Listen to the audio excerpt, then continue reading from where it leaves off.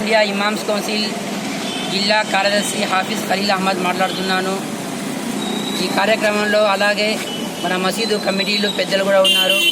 Sir, కొంతకాలంగా మన చంద్రబాబు నాయుడు గారు గత 4 సంవత్సరాల నుంచి తర్వాత మొన్న ప్రతి సంవత్సరం మసీదులకు పోయి దర్గాలకు పోయి మైనార్టీలు మా తోడున్నారు, మేము మైనార్టీ ఉన్నామని చెప్పి నారా హమారా టీడీపీ తుమారా అని చెప్పి ఆ స్లోగన్లు ఇస్తూ తర్వాత మసీదులకి మరమ్మతుల కోసం డబ్బులు ఇస్తూ ఈ కొంతకాలంగా సుమారు 10 నెలల దాకా 10 నెలల నుంచి మన ఇమాములు మోజన్లకి డబ్బులు ఇవ్వటం లేదు.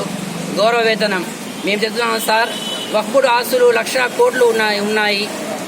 దానికి మీరు అనుభవిస్తూ మన ప్రతి నెల ముందల్లాగా మీరు ఎట్లా ఇస్తున్నారో అలాగే ఇవాళ కూడా మనకి 10 నెలల నుంచి బకాయిలు ఉన్నాయి. ఆ బకాయిలు మీరు వెంటనే చెల్లించాలని చెప్పి, ఎందుకంటే మసీదుల్లో ఉన్న ఇమాములు మౌజన్లు చాలా పేదరికంతో జీవిస్తున్నారు. చాలామంది ఈ నెల వస్తాయని చెప్పి ఇమామ్ కౌన్సిల్ నుంచి ఇప్పుడు దాకా సుమారు 4 సార్లు మేము వెనక్కి వ్యతిరేకించాము. కోళ్ళు కూడా వచ్చినాయి. ఇప్పుడు రంజాన్ ఒక తర్వాత బక్రీద్ ఇస్తాం. బక్రీద్ వెళ్ళిపోయింది, రంజాన్ వెళ్ళిపోయింది. అలాగని ఇప్పుడు అక్టోబర్ నెల జరుగుతుంది. సుమారు 10 నెలల దాకా మీ జీతాలు ఆపేశారు.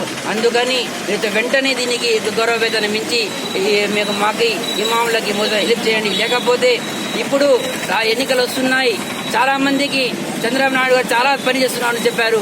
కాకపోతే ప్రతి మసీదు ఈ చర్చ జరుగుతుంది. నారా హమారా అంటున్నారు, మన డబ్బులు ఇవ్వటం లేదు, మనకి జీతాలు ఇవ్వటం లేదు, మన మసీదులకి మరమ్మతుల కోసం సంవత్సరం సహకరించి చేతులు దులుపుకుంటున్నారు. ఇది ఒట్టి మాటలే, వీళ్ళకి ఈ డబ్బులు ఇది కాదని చెప్పి చెప్తున్నారు. అలాగే దుల్హన్ పథకం కూడా ఉంది. ఆ దుల్హన్ పథకం ఇప్పుడు చంద్రన్న పెళ్లి కానుకలు మార్చేశారు. అది కూడా ఇప్పుడు చంద్రన్న పెళ్లి కానుక మార్చిన తర్వాత మా దగ్గర సర్వే ఉంది.